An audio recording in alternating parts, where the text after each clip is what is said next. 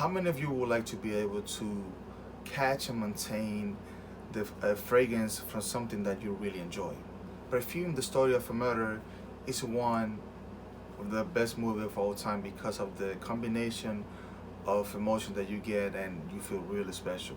A couple of years ago, I didn't used to watch a lot of movies, and when I watch something, I would just watch like a scary or an action movie, something like that. I just felt like everything else was just like a waste of time. But for my surprise, a lot of movies that I thought were like a waste of time, they were really good. And this movie made me go out of my comfort zone and be more open-minded about the type of movie that I watch.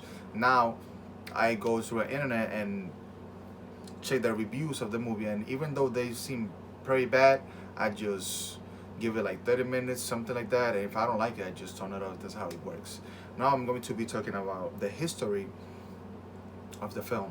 So Jean Baptiste Grenouille, the main character, was born in the middle of a heartbreak. His mom abandoned him when he was born, and he was born with a highly developed sense of smell, so much that from afar he could smell perfectly fine. Um, when he was a boy, he was in an orphanage, and he was bullied and discriminated for all the people that were there. And when he grew up, he was forced to live as a slave, and because of the way that he was living, he was in a small room and he couldn't recognize uh, any type of odor. And when he got to the main city, everything changed because he could appreciate all the different scents that were surround him. Like for example, from fruits to the scent of the natural scent of a woman. Now that I talk about the history, I'm going to be talking about the emotional bond. Granui stole the scent of a lot of women, but the fact that a lot of people don't see is that he did it because of the way that he was living and his spirit. Sarah English, according to Sarah English, murder is unethical, but we could address why a lot of these murders could be like innocent murders. And the thought of empathizing with murder is just like really hard to assimilate. But let's take his past as a guide and put everything aside to really figure it out that he didn't have a bad heart, despite of the murder that he committed to get the essence of smell of the people that he killed. He was just looking for something that surpassed anybody's expectations, and he was also looking for the love that he never got.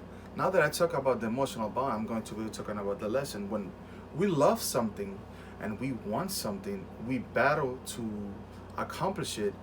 Even though there are people against us that they don't want us to succeed, we just have to keep fighting and make sure that we're doing the right thing, and that we're not affecting anybody during the process. And it's completely fine. It's not wrong to go against what is known, but sometimes there are differences between us and the community.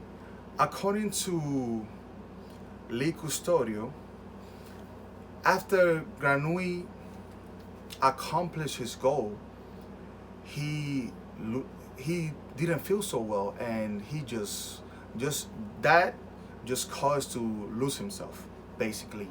And also that when Granui accomplished his goal of stealing the fragrance of all the women that he kidnapped, and he made the finest perfume that he could ever make, he just felt like there wasn't nothing else left in this world. What got him to get killed by everybody, he just got killed, and that's it. And a lot after watching this movie over and over again, people will understand why the actions that the main character takes, and will enjoy it more.